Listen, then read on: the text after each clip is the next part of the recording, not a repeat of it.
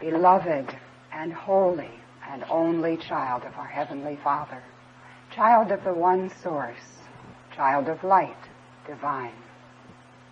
I am the one known as Jeshua ben Joseph. Jesus, you have called me.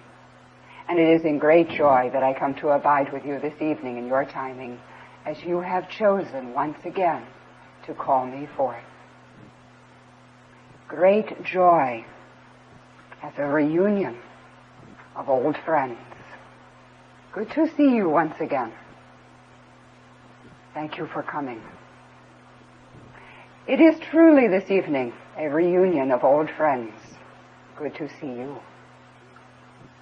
Many lifetimes you have spent together, playing, struggling, striving, acknowledging, and forgetting, and remembering once again.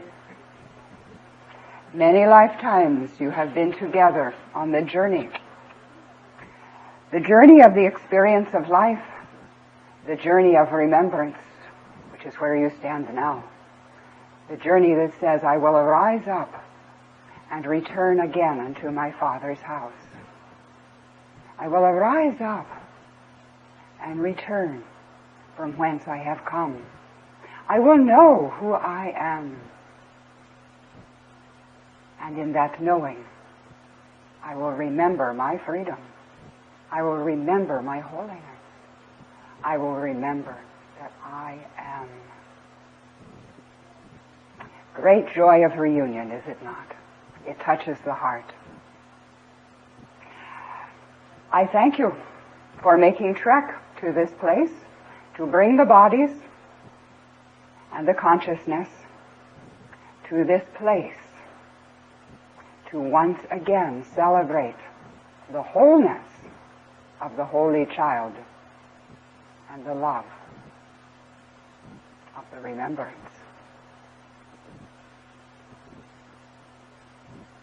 All of you have had choice as to where you would be in this evening. All of you have had effort on physical level to drive the vehicles, to be here. All of you have made plans. Why? Because of an inner knowing, because of an inner prompting, a voice that would speak within you that says, I have to be there. It is time. I have to be there. Therefore, you have done whatever it would take to be here, to allow this evening to be as catalyst for remembrance. There will be words spoken in this evening that will be catalyst for remembrance. There will be words that will start a train of thought, and you will find yourself going along the tracks of that train to the point where you will then say, oh, but whatever he has been talking about, I have been off somewhere. That is okay. Follow the train of thought. Follow those tracks. For it is your inner self that is leading you and guiding you, urging you. There will be the words spoken, but more than that, there will be the connection of the heart in words unspoken that will mean as much to you when you leave this place in this evening and you travel back to your dwelling places. What you will take with you will be the ideas, yes, but more than that, it will be the feeling of love, the feeling of having connected once again with the Holy Self, and the feeling of acknowledgement of the Christ. For I know who you are, and I acknowledge the Christ of you. Now, throughout lifetimes, you have acknowledged the Christ of me. It has been written in your holy scriptures. Many, many words have been written about the Holy Scriptures. Many, many words have been written in interpretation of the Holy Scriptures. You have books upon books upon books written about the Christ, written about me, about my lifetime, about my demonstration. And many of those words have put forward the concept that I am apart from you, that I am above you, separate, higher than, to be worshipped as something, someone more holy than you. But I say to you in this evening, I celebrate the Christ of you, for you are awakening to your own Christ self. You are ready now to claim that spark of divinity, which is as the candle flame that grows and grows until it is a great blaze of the one ray of radiant divine light that you are. I celebrate the Christ of you. For many lifetimes you have sought the Christ outside of yourself. You have done as the forefathers, the priests, the ones in authority, the ones who would be knowledgeable, and I put that word in the quotes, knowledgeable about such things, and you have followed what they have told you. And yet there has been an inner prompting that has said, there is more. I will keep searching. And it has brought you round and round as what you would see as lifetimes to experience aspects of self and to express until you will know the holiness of you, until you will claim all of those parts and bless all of those parts, even the parts that the world, the ego, would speak unto you and say are not so lovely. You will love even those parts, for you are holy. You are divine. You are of the Father, as I am. And you are now remembering the Christ of you. A cause to be celebrated, no? Amen. Amen. I would speak with you in this evening about your concept of God, your concept of a personal God, and your searching for a personal God, for a connection. For you have heard it said that I and the Father are one. You have read it, you have heard it said. And you have played with, what does this mean? If I and the Father are one, and I assure you that you are, does that mean that I am the Father? And how does that fly in the face of what I have been taught and told and read for many, many lifetimes? That God the Father is somehow separate from me, that would stand in judgment, that would look upon all that I think and do and choose, and would judge my choices and my behavior. Now that has been bad enough to see a father, and you have equated it, you have understood it, it has been as symbolic as you have looked upon the biological fathers. And you have said, if God is my Father, surely He is something more than what the biological father has shown me. Yes, it is a fervent desire. Yes. And you have said, God the Father must be more than what the biological father has been showing me, even for ones where the biological father has been loving. There has still been the feeling that God the Father must be more than that. And as you have looked upon the concept of God the Father as being one who would judge and would watch the behavior from a higher vantage point, there has come a sense of fear, a sense of separation. And you have dealt with it throughout many lifetimes as best you could, for you have tried to please the Father, both the biological Father and God the Father. And as the rules would somehow seem to change, you tried to change yourself, twist yourself as that pretzel, to please, to get with it.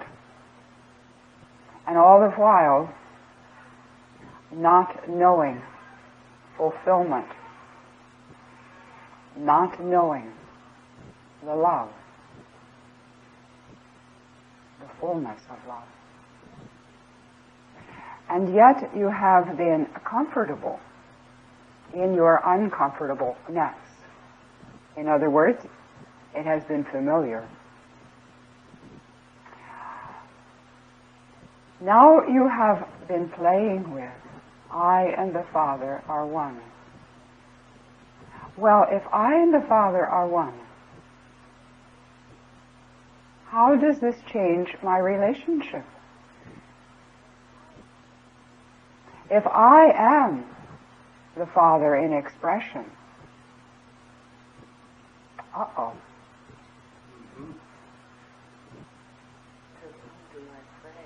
Exactly. Where has the personal relationship gone? To whom do I pray? Who will be my Savior? Who will set things right? Where is the higher power that I have believed in, that I have hoped for? And there has been confusion and consternation and a feeling of abandonment. I am asking you in this evening to go one step further, and we will speak about this in this evening. But first I will go back to the beginning, which is even before time began. So to speak of a beginning still puts it within the context of time, I suppose. But when the Holy Child first thought to create, to have experience, and to express, the Holy Child brought forth all universes, all dimensions, all realities with a small r. And yet knew herself, himself, to be the child of the Father, knew itself to be creative energy, bringing forth the adventures. But as time in the adventure seemed to go on in a linear fashion, and as there was more and more specific identification with the creations that you have brought forth, there was a forgetting of the allness of you. And there was a feeling after a while that if I have experienced so many adventures, so many dramas, if I have seen so many lands, and some of them seem quite foreign to what I remember my father being, I must have traveled a great distance from my father's land, from his kingdom. I must be separate. And there was great sorrow, which you have carried in your soul for many, many, many lifetimes. There is a sorrow even now in this evening that you can touch upon, an unexplained sorrow, an undefined sorrow, a longing. And it comes from the forgetting. And with the forgetting, the belief that somehow I must be far from my Father's kingdom. I must have traveled far, and I don't remember how to get back. And there is a great longing. And with the feeling of separation, with the feeling of longing, has developed the concept of a God far off, a God which would be worshipped, a God which would be ununderstandable, unreachable, a God, even in the terms in which I gave the concept to you of a loving Father, a God Father still afar off, that could only be reached through certain choices of belief, which then became, in your evolution of the religious philosophical traditions, which became rituals, which took you even farther away from the loving Father. You have come now full circle. You are still searching. You are still asking and seeking. And you still want to know, where is my Father? Who is my Father? Where is home? I long for home. I want to set the sorrow aside and be done with it. I want to fill that empty space within me.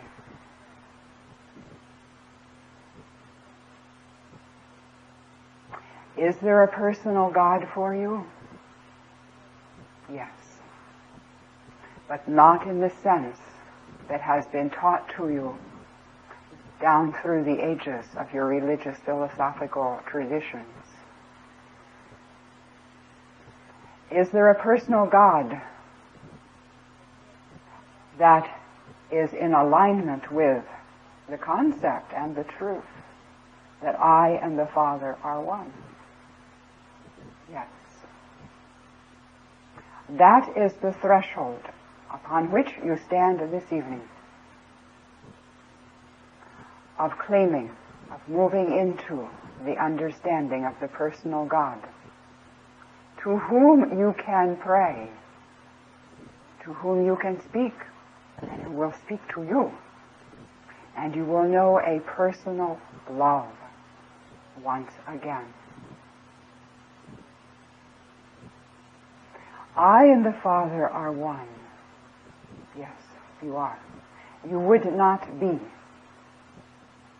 if you were not one already with the Father, with the creative energy, the creative principle, the life principle, the isness. You would not be. You can run away from that belief. You can run away and say that I am not worthy, that perhaps one, Jeshua, could be one with the Father, but it is not something that I can know. And you have said that throughout many lifetimes. It has been given to you and you have bought it and paid dearly. But now you are at a place where you are saying, I and Jeshua, we are brothers. We have the same Father. And if he could claim a divine birthright and know that he is one with the Father, then perhaps I can claim a tiny part of that. And you can. Not even a tiny part of it. You can claim the whole of it. I invite you. For we are brothers, yes. And we are one as the holy child of the Father. We are not separate. Bodies speak to you of separateness, yes. You seem to be separate here, there, and on all of the chairs. Separate. And yet, the energy of the Spirit of you knows no boundaries, is not held within the body, but rather is the energy that activates the body. And when you decide to release the body, that body will be as a husk that has served its purpose. Or you may decide to use all of that energy and just beam me up with the body. Your choice. For the Father loves you, whether you release the body as an old husk and say, I'm on to something else, or whether you ascend the body. To the creative principle of you, it makes no difference. Each choice is creative, is it not? And beautiful in its creativity.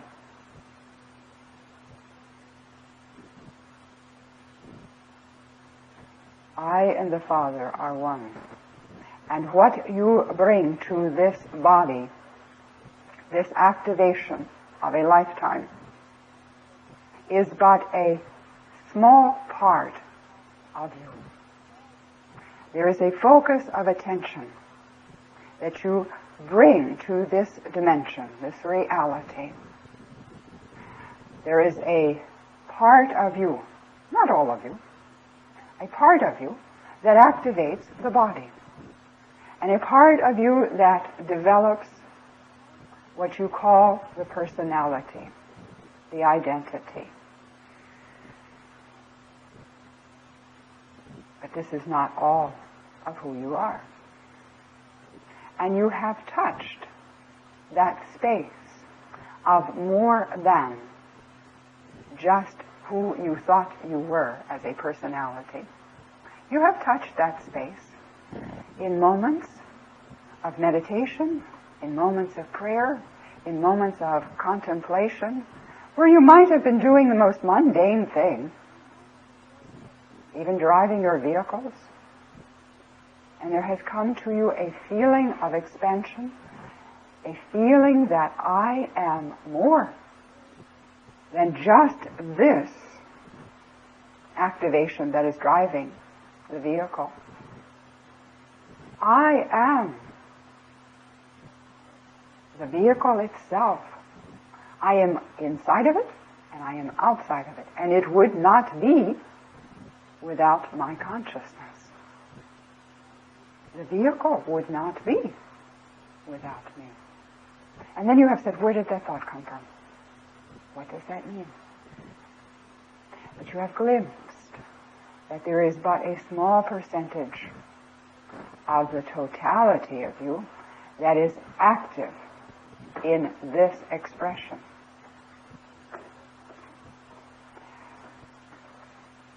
The personal God awaits your acknowledgement that you are not separate from the totality of you. Yes, you do a miracle, and it is, of bringing a focus of attention into every day's expression. It is a miracle what you do. How you will specifically hone that focus to the place where you say, I am a name that you have given to yourself. I have a certain profession, a way that I earn the golden coins. I am activating a male-female body. I am certain years in my timing. I am going to do X, Y, and Z in this day. And you have a focus of attention upon that specific choice of what you're going to do in that day and in that moment. It is a miracle every day what you do. And yet you take it all for granted. It is wonderful. As you do the specific focus, there is what you have begun to acknowledge in your philosophy and in your belief structure now, called the higher self. You have that terminology, that belief, that there is a higher self. And there is. I would not call it a higher self because that implies judgment of levels. But there is an expanded self that is aware of the specific focus of who you think you are, that is aware of what you are choosing to do in this lifetime, and that is accessible to you at any moment for what you will call the higher wisdom or the expanded wisdom, that is accessible to you for guidance, as you will call it. Beyond what you acknowledge now within the belief structure, beyond the higher self, is yet a more expanded self of you. A collective grouping, as you understand in conceptual terms, a collective grouping that you perhaps would call a soul group, where you would say there is more wisdom abiding there because there are more souls and more experience, more wisdom. This is true. You are part of an expanded soul group. But the other souls, as you would call them, and would identify them as being separate entities from your soul, and you don't even know what your soul is, the collective group is not separate from you. The specific focus of who you think you are right here and now is but a cell, perhaps, in a multi-celled organism, and the collective grouping, known as the soul group, would, in your conceptual terms, acknowledge that it is made up of certain cells of intelligence, focus of attention, and yet the soul group is but a cell of a greater entity, which is you. And you are still able to access the knowing of this allness of you. That is how great you are. Out of that greatness has come the power that you use to have specific focus of the experience of this lifetime.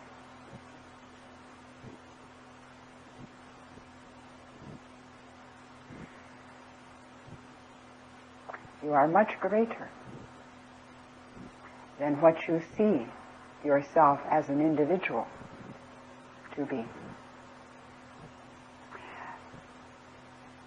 Now, in past experience, you have tapped into the expanded mind of you, the soul grouping, and past the soul grouping into another collection of what is called as the brotherhood of soul groups, and what is beyond that,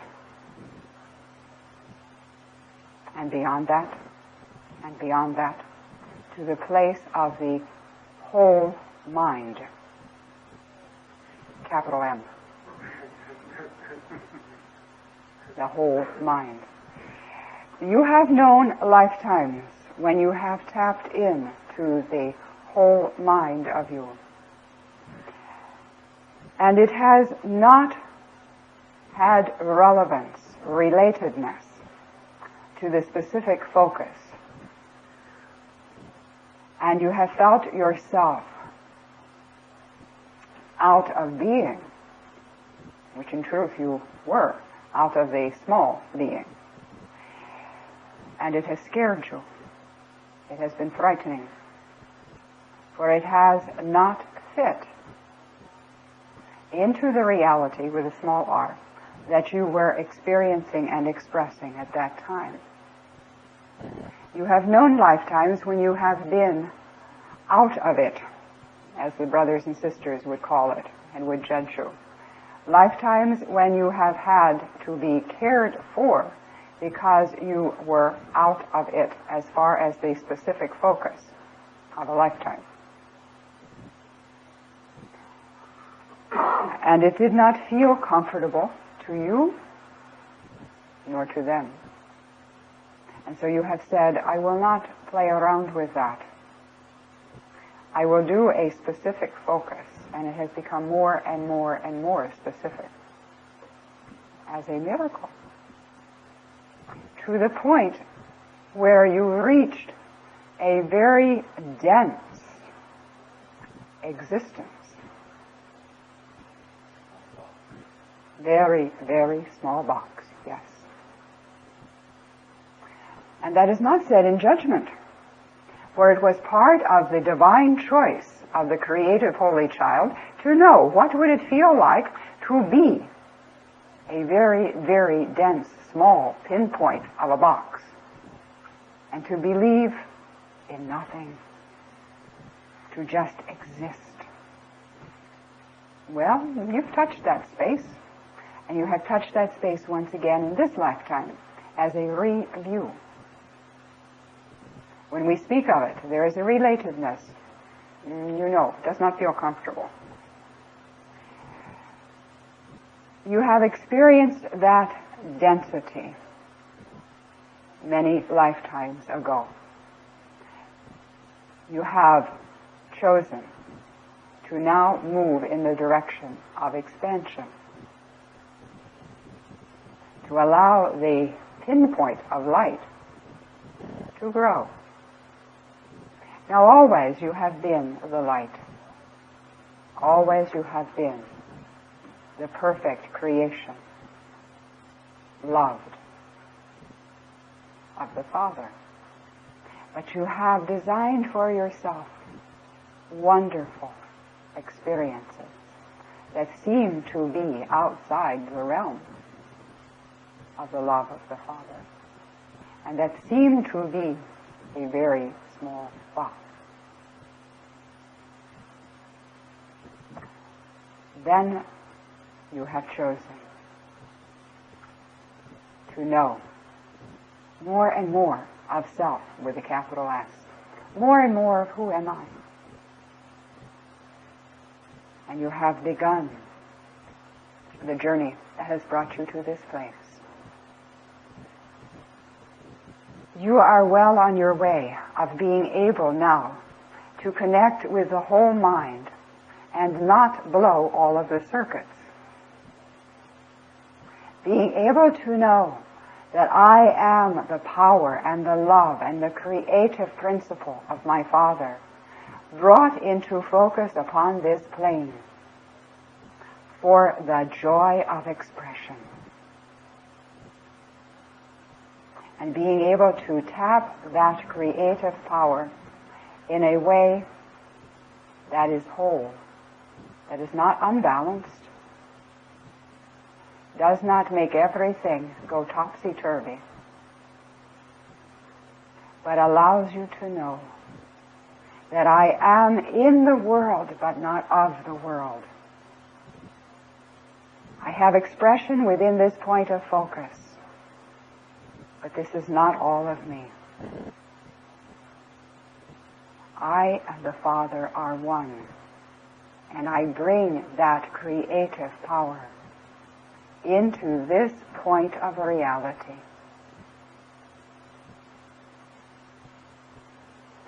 So the personal God has never abandoned you. You have abandoned the personal God many times over by choice, because you wanted to know and to experience how does it feel to believe myself outside of the love, far from my Father's kingdom. But the personal God has never forsaken you. Cannot. But your understanding of the personal God, that is the important thing. That is the important point. Your personal God is you, but not the you with a small y, not the you with a very specific focus of the small self. Your personal God awaits your welcoming of it, your acknowledging, your communication.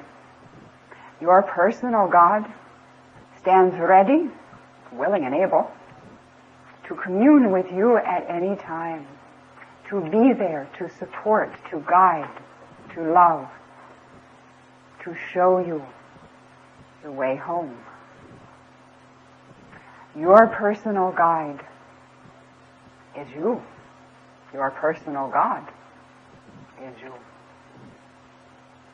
Now, the word God often will set up a feeling of separation, a feeling of confusion.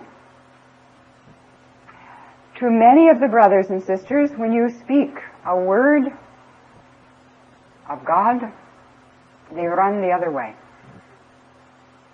They say, I do not know what that means, and I'm sure it's going to mean trouble. I'm sure it's going to have a lot of shoulds to it. I'll have to go to church on Sunday. I'll have to say my prayers every day. I'll have to watch all of my choices. I'll have to be good.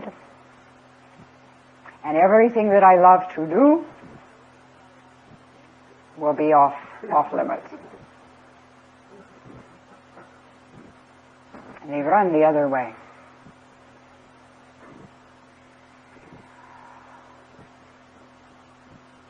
Sometimes it is easier to understand when you say your personal guide. As you would see a companion that is on the journey with you, that has already been where you want to go and knows what tracks to follow. You can see the signs, even if you do not see them clearly. Your personal guide is always accessible to you. And your personal God is that guide. So if you were to say a personal God, and it seems to be a bit difficult to comprehend, change it to your personal guide, to your personal cheerleader, to your personal angel, one who loves you and knows you more than you know yourself. For you have had focus of attention so specific upon this expression and upon the world that has come into being, that the habitual voice that you hear comes from a place of judgment, a place that would see something wrong and needs to be fixed. But your personal angel, your personal guide, knows you better than this small point of individuality, and believes in you, knows you to be the Christ awakening, knows you to be sincere of heart, wanting to remember and to arise up and come home. So do you have a personal God? Yes, you do. It is yourself, not the small s, self, but yourself with a capital S. Not separate from you, not afar off from you. Within you. And the within is always with you. There is no place that you can go that you do not have within with you. Always the within is with you. Try as you will to outrun it. You take it with you wherever you go. You see how wise you have been. The large self of you. Your personal God is within. I and the Father are one.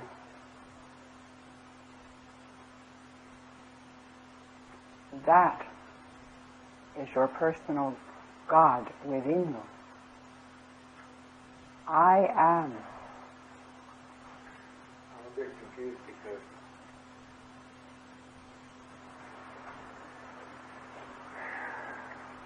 if everything and everyone are one,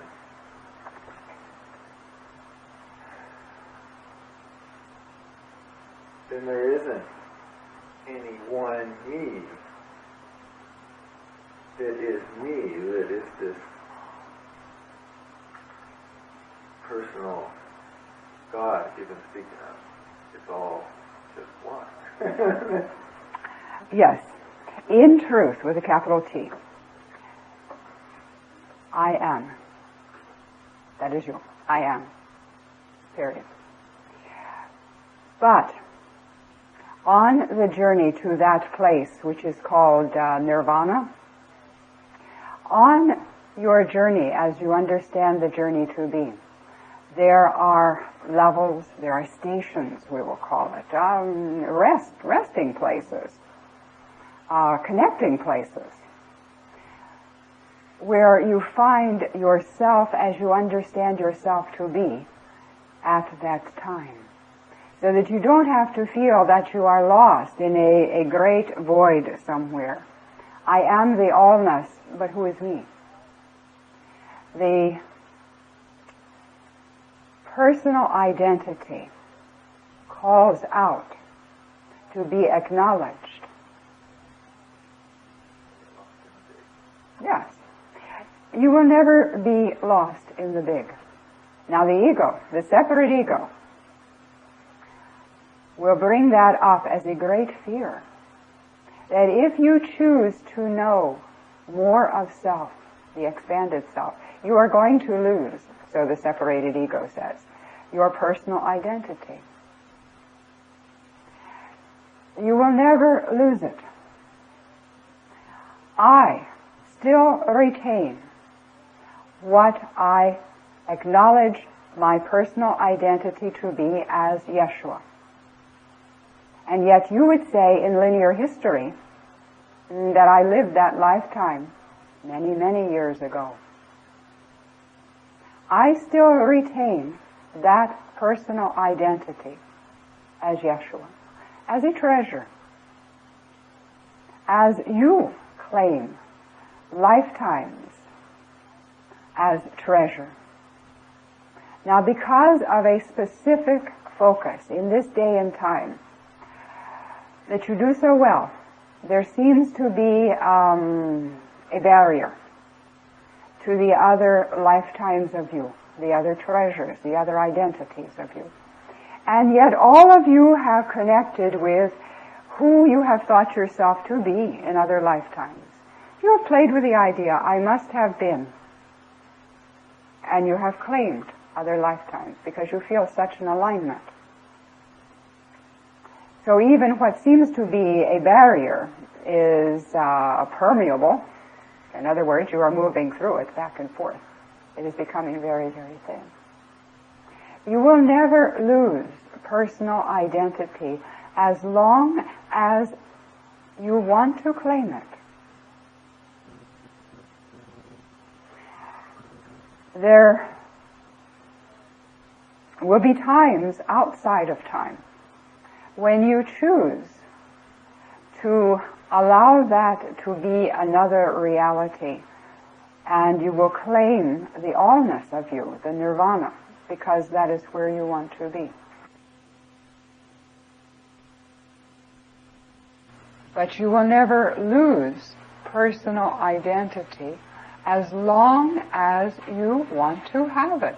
And you can set it aside, which seems very strange now because there is such a belief in separate, distinct individuality. So it seems like a very strange concept.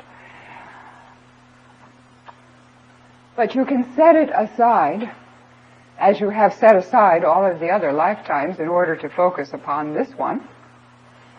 And then you can come back and you can pick it up as it suits you, as I do, to speak with ones of you when the occasion arises as one Jeshua. I also have personal identity with other names, other labels, other realities that as yet do not have a relatedness within this reality. In other words, there is no way to speak of those expressions, personal identity of me. And yet, I know those personal identities. And I can pick any of them at any time, within time and outside of time, to converse, commune with other seeming personal identities in that reality, in a collective, understood reality. So you never lose personal identity. That is why when one lays down the body, the loved ones will say, well, they are dead and gone. But you are not dead and gone. The body has been deceased, but the energy of that personal identity remains what it has always been and can be communicated with, communed with. You do not need the body. That personal identity is always there. Now, within the framework of this reality, where everything is seen to be so distinct, here is table, here is chair, here is floor, here is whatever, everything is distinct. It is difficult to understand how there could be such a multitude of personal identities and to still have some order. In other words, don't they all bump into each other? And if I hang up my identity somewhere in the cloakroom and I come back for it later, has somebody else taken it and checked it out for a while? No, that doesn't happen. It is there. But within this point of focus, this reality that has such a definite belief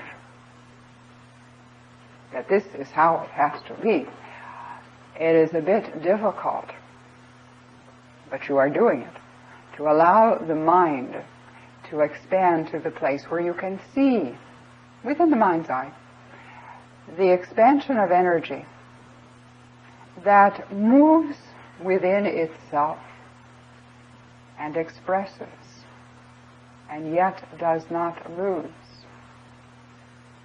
the personal identity as you will choose to claim it.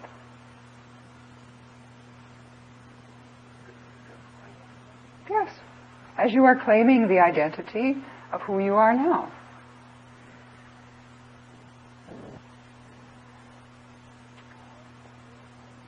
As you are now moving into the willingness to claim expanded mind, to claim the holiness of you, the wholeness of you,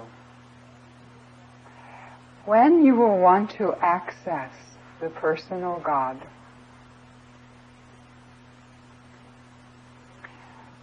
there is a very easy technique. And you have just done it. You take a deep breath. You have heard me say that over and over. For one deep breath allows you the opportunity to touch that place of peace. That doesn't mean that you're going to stay there. With the exhalation of that breath, there is the opportunity to get back into the chaos again of the world. But if you keep on breathing, besides hyperventilating, you will find yourself more and more at peace. It is a good discipline. To take the deep breath, to go within, and to call upon the presence of the I am of the Christ, the personal God of you, which is always accessible to you as a personal guide, as a personal companion, a higher self, a soul group, a grouping of brotherhood of the like minds and spirit, and beyond. It is accessible at any time. And the love that awaits you in that place of peace, that place of the presence of the I amness, is beyond anything that you have known up to this point with the definition of a personal God. Because up till now, the personal God has been yet likened unto a parent, a biological parent. Somehow better, but still with qualities that would see good and bad, better than and less than. And maybe he will love me today. I'm in a really good space today. You know, it's been a really great day today. I felt really good about myself, and everything I've done today has been really good. And I know my Father loves me. Another day you go through part of that day and everything has gone wrong. Everything you could imagine. Traffic lights. Yes, all of the traffic lights, all of the vehicles have been in the wrong place. The timings have been wrong for everything. And you say, I'm not having a good day today. I guess God doesn't love me today. Your personal God always loves you. Always. The personal God of which we speak this evening is beyond the personal God that you have believed in this lifetime growing up, and in other lifetimes as you have bought the religious interpretations and dogma. Even at the best of times with your religious philosophical groups, the personal God has yet been a bit dicey. What we speak of in this evening, of the personal God, can never and will never judge you, will never abandon you, will always be accessible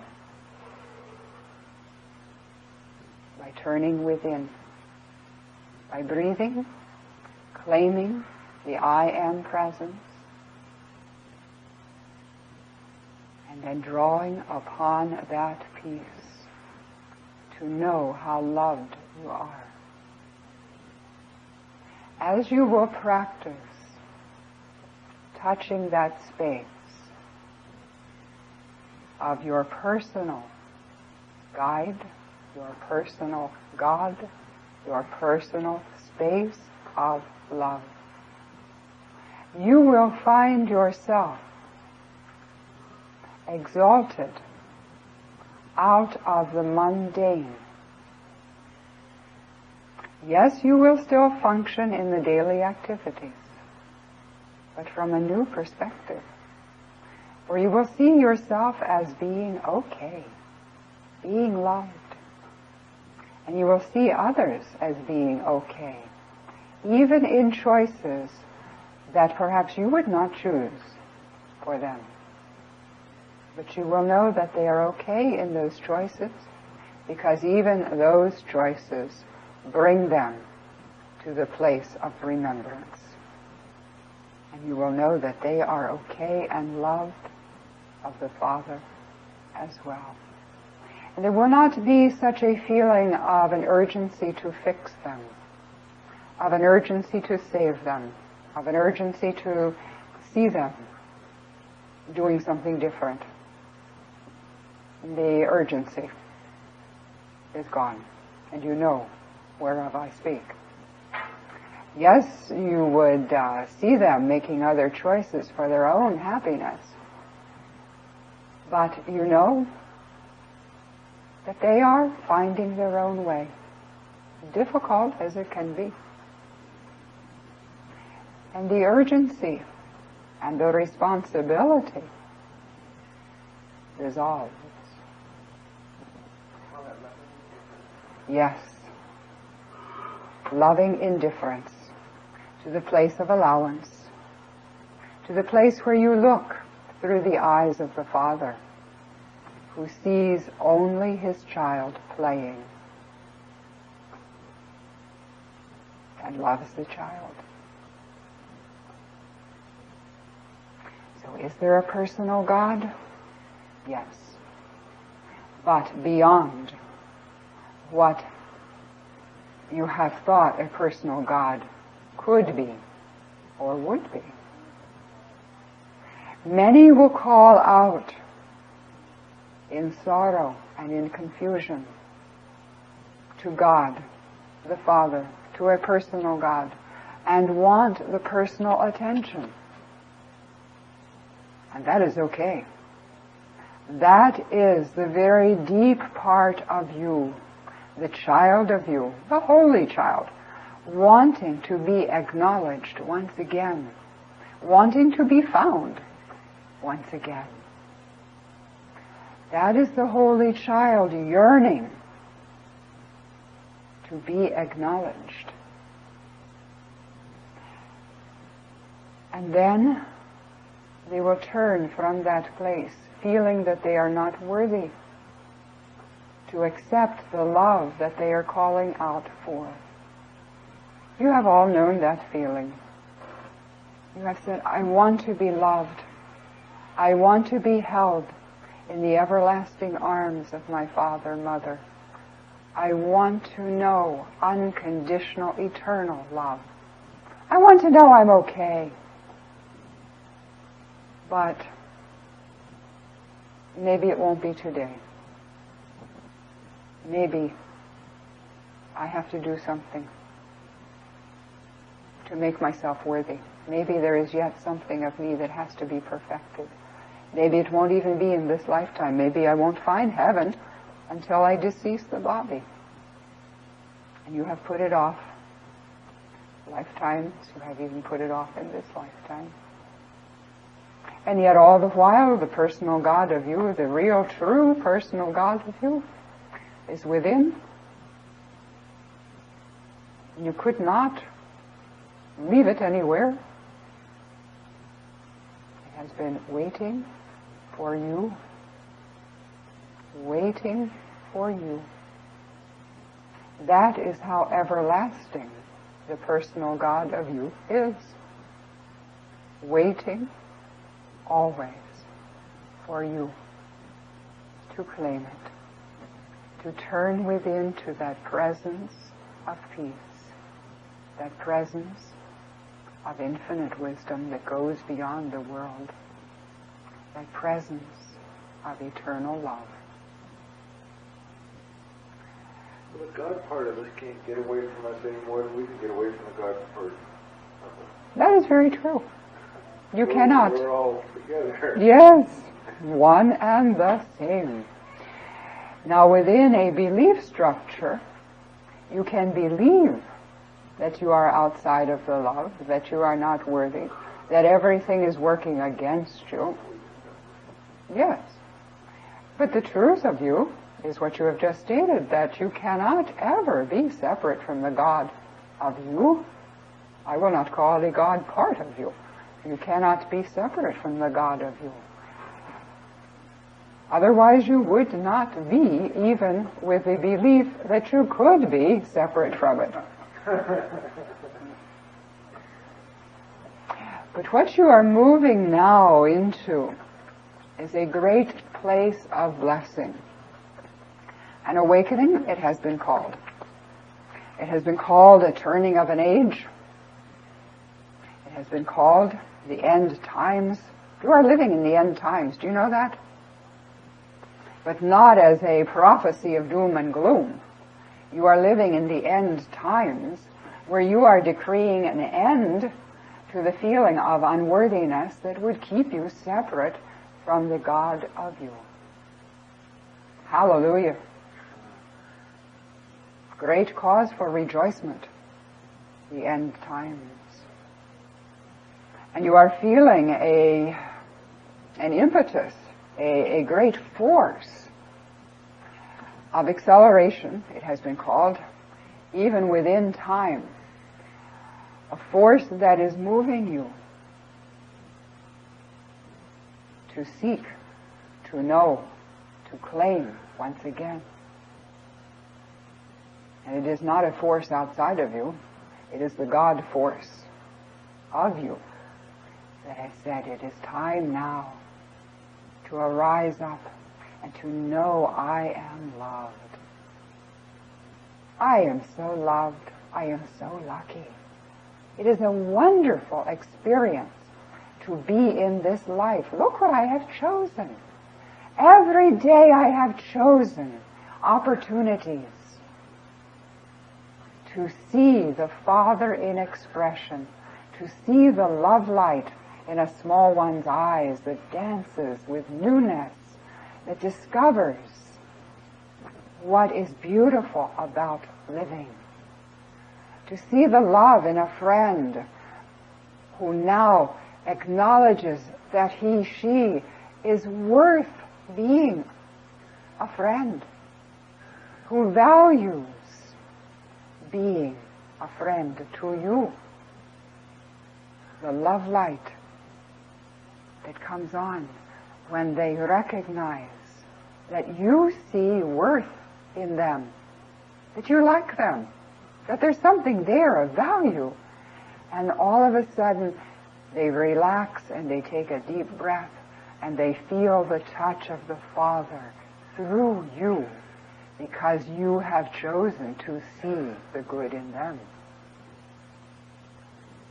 It is a wonderful blessing, this life. It is not a punishment. For too many lifetimes you have believed that you have been thrust out of the kingdom somewhere afar, the farthest reaches of a universe that has been forgotten even, in order to do penance for an original sin that you don't even remember doing. And you have felt that there was almost no hope. And yet the still small voice within you has said, there is hope. There has to be hope. There is hope. Maybe a small bit, but there is hope. And that still small voice has always been the God presence within you. And that voice is not so small anymore. You have brought forth this lifetime for an express purpose, a reason, not as punishment. You have done that bit. You've played that gig. You've done it to the nth degree. You've done it very well. But that's completed. Whenever you choose to say that's completed, it's completed. For me, I see you complete. You're done with it. I see you done with a lifetime that says it is a struggle. I see you now living the life that you have ordained for yourself as the holy child, and choosing to know friendship, choosing to know love, choosing to know service to the Christ, not me, but the Christ that does walk this earth. I just get so torn apart because I'm trying to live two worlds at the same time. Yes, that is true. My body just has a really hard time doing that. Yes. Yes. All of you have chosen to be bridge people. All of you, out of great courage, have chosen to live this lifetime in this point of reality that is not an easy place to express the Godhood of you. But you know the Godhood of you, which is why you have the courage, and you have chosen to come to be a bridge between what seems to be two very separate, distinct places of being. And they don't seem to fit together. But what I am speaking to you of in this evening, the personal God, that space within, that is your hope, that is your truth, that is your bridge that allows it to come into harmony. Without it, you would blow yourself all to pieces. I guess I better find it quick. You already have found it. You know that space. But I would suggest that you frequent it more and more. Practice. Because that which you put the focus of your attention upon increases. It grows. It becomes more natural. It is easier as you practice that presence of the peace. It is easier to come to that place of peace quicker and quicker as you have practiced with it. Is this not true? The first time that you try to do this, it seems very strange. But as you will abide in that space more and more throughout your day, you find it easier to return to that space, even amidst all of the warfare of the world. And there is much of warfare that is going on in this day and time. Warfare that is with the physical weapons. That is happening on the face of our Holy Mother, the Earth. Warfare that is more subtle in your places of employment, your places where you meet each day and interact. And warfare even within the self of you, as your inward parts are at war one with each other. There is much of warfare in this day and time. The God place of you, the personal God of you, is calling out to you to come home to that space of peace, which will allow some balance, harmony, to be seen and established within your activities. For as you will choose to know the truth of your being, as you will choose to know that space of peace within,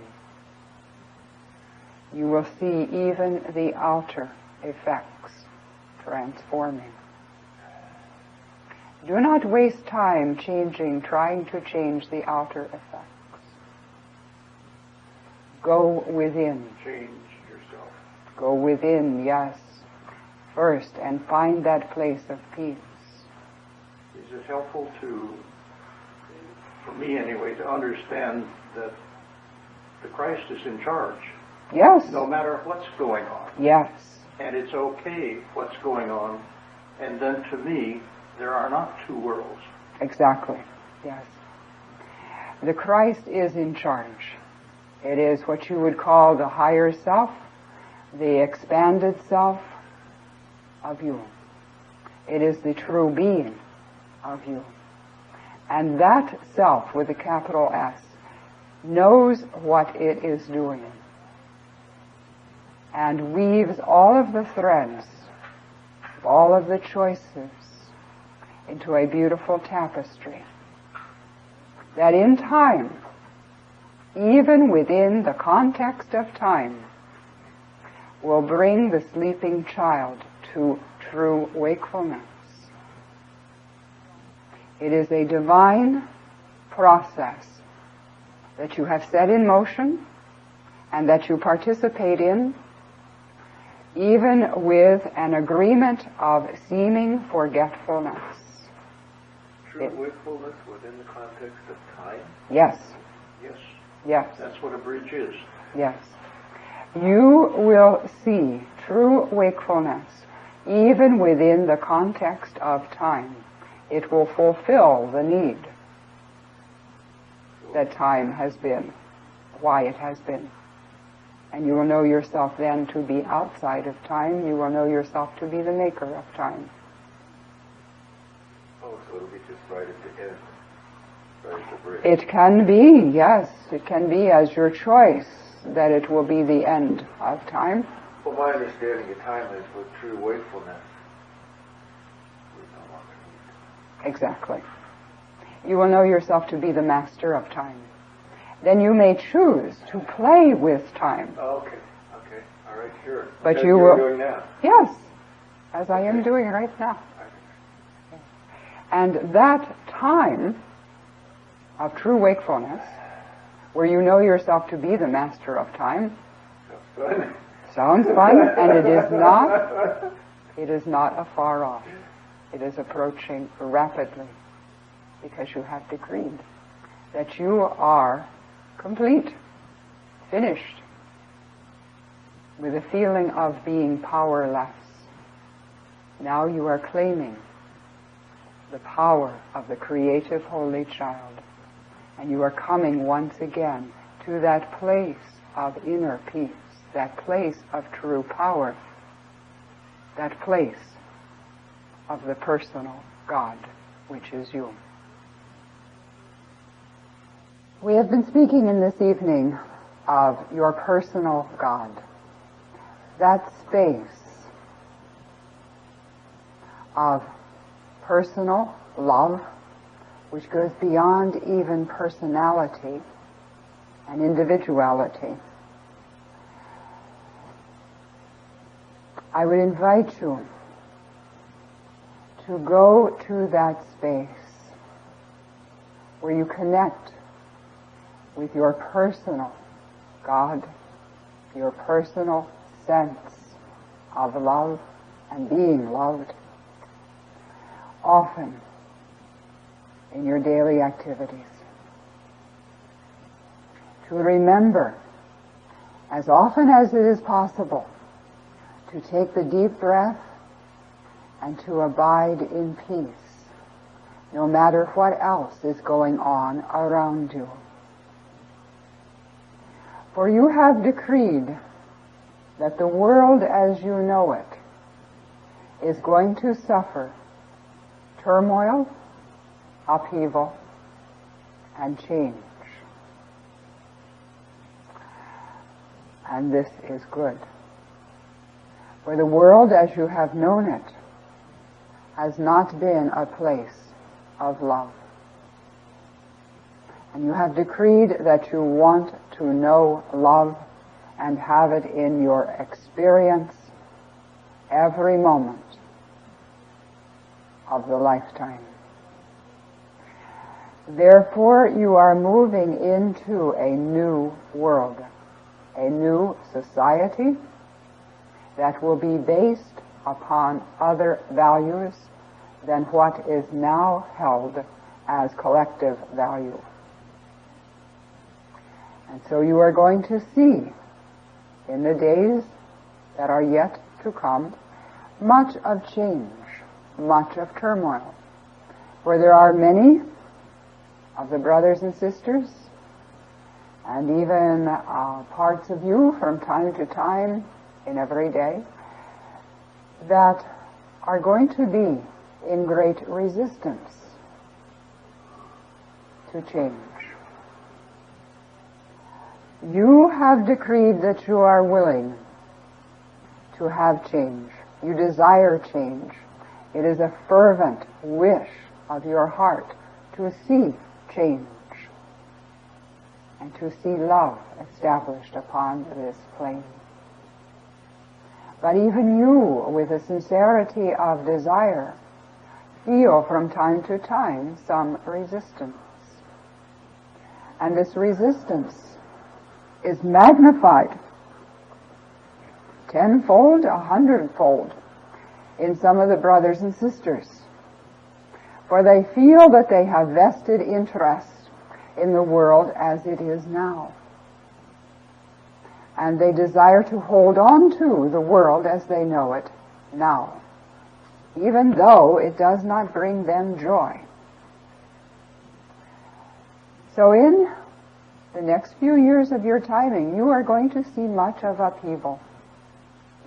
Some on the physical level, much of it on the inner level, the spiritual level, yes, and the personal level, as each one has to come to that place of choice where they feel finally, as you have touched this place, that there is no choice. It is a choiceless choice, for all of the other options are too painful. But as of yet, many of the brothers and sisters have not come to that place where they recognize the choiceless choice. And so you will see confusion. You will see behavior that is not loving and does not come from a place of knowing that they are loved. And they will be out picturing the unworthiness that they feel, and will be projecting that out in the behavior choices that they make. It will be important to you to stay centered in the God presence. It will be important to your peace of expression, your joy in living, to know, truly know the God presence of you, that personal God which is never apart from you, and to know how to access it quickly, even though appearances all around you may speak of hell. To know how to access it quickly and to stay in heaven yourself. And by that I do not mean the deceasement of the body. I mean that state of heaven, of where you know the peace that passes the understanding of the world. It will be important for your joy. It will be important for the agreement that you have made to be teachers, to be way showers to the brothers and sisters. It will be important for you to know that space of the personal God of you, and to live in that space, moment by moment by moment. But already you have seen some of the testing. Already you have beheld behavior, energy that is not of heaven. Already you have seen how that appears and how it feels. We have spoken in this evening of the space of the personal God which is within, which is accessible any time, which is your greatest treasure because it is you. It is your divine self. And you will be called upon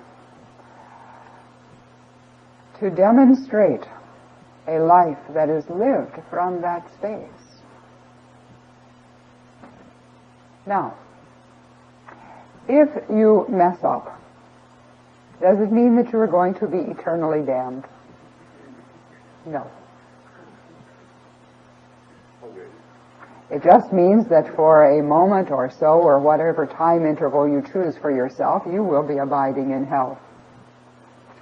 And you know that that does not feel too great.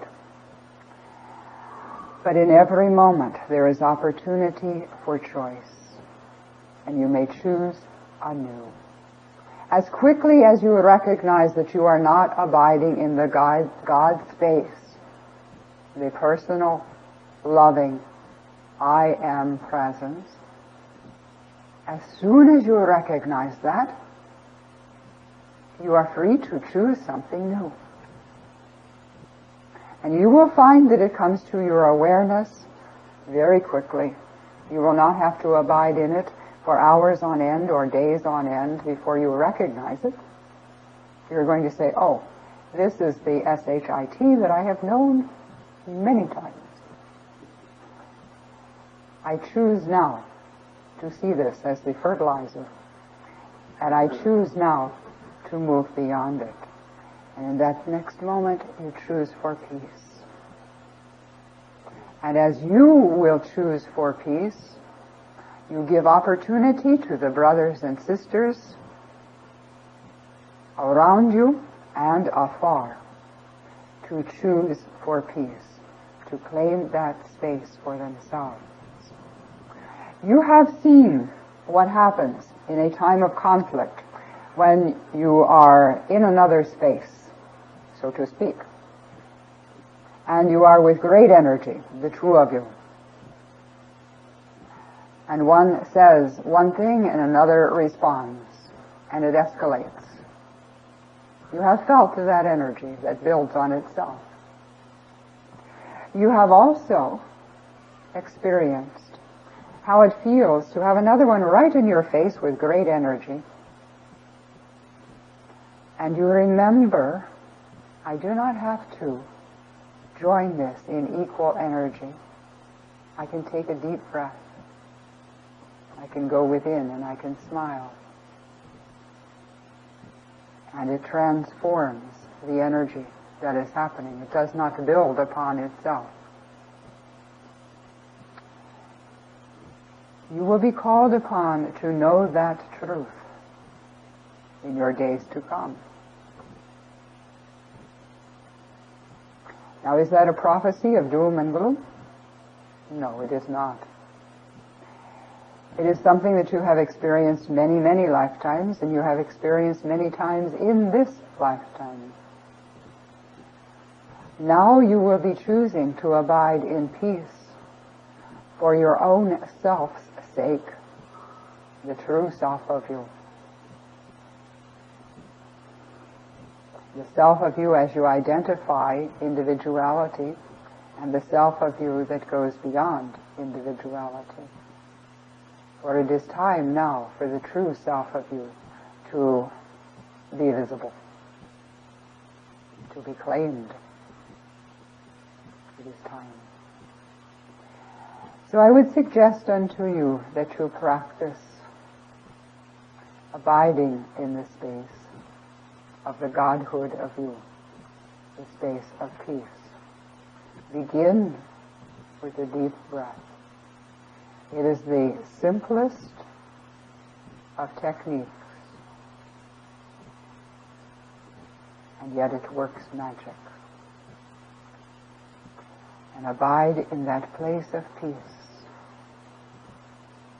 Come from that place of peace as the guidance, the higher wisdom will direct. If there is something to be said, you will know. If there is nothing to be said, you will stand and be the presence of peace. And that is all that is called for in that moment. That takes great courage. For there has been a habitual choice to the place where it is a reaction, well known, to respond to energy in a like manner, to choose to respond in a different way takes choice, conscious choice, and courage, at least at first. After the first few times, you find there is no choice because it feels so good to be in peace, no matter what else is going on, that you choose it very quickly. And you come from that place of power, a place of true power, a place of personal power that is beyond individuality. It is personal in that you have chosen it. You have made it part of your person. And yet there is more of it than just what would be seen as individual.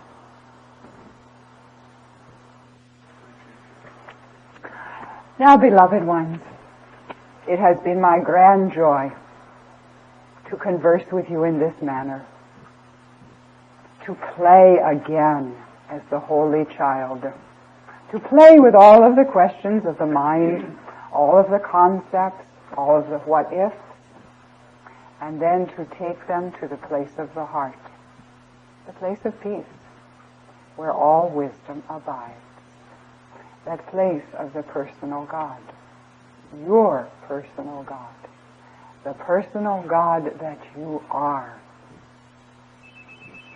All of the questions that the mind can think of will find answer in that peace. And if there be no obvious answer, know that the peace is the answer itself. Sometimes you search all around for what has to be the answer, and the peace itself is the answer. Claim your personal God. Claim your place of peace. Live in that space of peace, and you will find your world, the outer world, transformed as you allow the inner world to become, in your awareness, what it has always been, a sacred place of God. So be it.